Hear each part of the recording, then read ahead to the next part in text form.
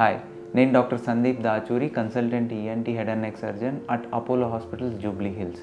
ఇవాళ మనము very common problem అయిన అలర్జిక్ రైనైటిస్ గురించి మాట్లాడుకుందాం.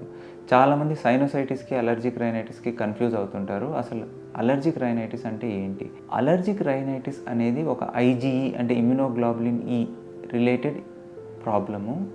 ఇందులో మనకి సిమ్టమ్స్ ఎలా ఉంటాయంటే అలర్జిక్ రైనైటిస్లో స్టఫీనెస్ ఆఫ్ ద నోజ్ అంటే నోజ్ బ్లాక్ అవ్వడము, రన్నింగ్ నోజ్ ముక్కులోంచి నీళ్ళలాగా కారటము, ఇచ్చింగ్ ఇన్ ద నోజ్ విపరీతంగా దురద పెట్టడము, కళ్ళు దురద పెట్టడము, చెవులు కూడా దురద పెట్టడము, ముక్కు దురద పెట్టడము, గొంతులో కొంతమందికి దురద పెట్టడము లాంటి కంప్లైంట్స్ ఉంటాయి.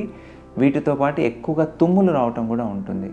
సో ఇవన్నీ కలిపి అలర్జిక్ రైనైటిస్. కొంతమందిలో కొన్ని సిమ్టమ్స్ ఉంటాయి, కొన్ని ఉండవు. కానీ these are the common: nose block, itching in the nose, running nose and sneezing spells, ఎక్సెసివ్గా ఈ తుమ్ములు రావటము. సో ఇవన్నీ ఉన్నాయి మీకు సిమ్టమ్స్ అంటే అలర్జిక్ రైనైటిస్ ఉన్నట్లు మనం గుర్తించాలి.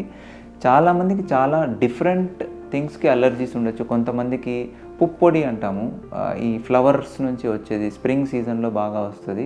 ఈ పుప్పొడికి అలర్జీ ఉండొచ్చు. కొంతమందికి ఫంగైకి అలర్జీ ఉండొచ్చు. కొంతమందికి కుక్క యొక్క ఇంట్లో పెట్స్ ఉంటాయి, కుక్క నుంచి బొచ్చు రాలిపోతుంటుంది, దాని ఫర్ అంటాము, దానికి అలర్జీ ఉండొచ్చు. పిల్లులకు అలర్జీ ఉండొచ్చు, కాక్రోచెస్కి అలర్జీ ఉండొచ్చు. So millions of things are there in this world. దేనికైనా అలర్జీ ఉండొచ్చు. సో దాని నుండి అలర్జీ డెవలప్ అవ్వచ్చు. ఈ అలర్జిక్ రైనైటిస్ని మనం ప్రాపర్గా కంట్రోల్ చేయకపోతే ఈ అలర్జిక్ రైనైటిస్ ఉన్న వాళ్ళకి ఆస్తమా డెవలప్ అయ్యే అవకాశం కూడా ఉంటుంది. సో ప్రాపర్ కేర్ తీసుకోవాలి.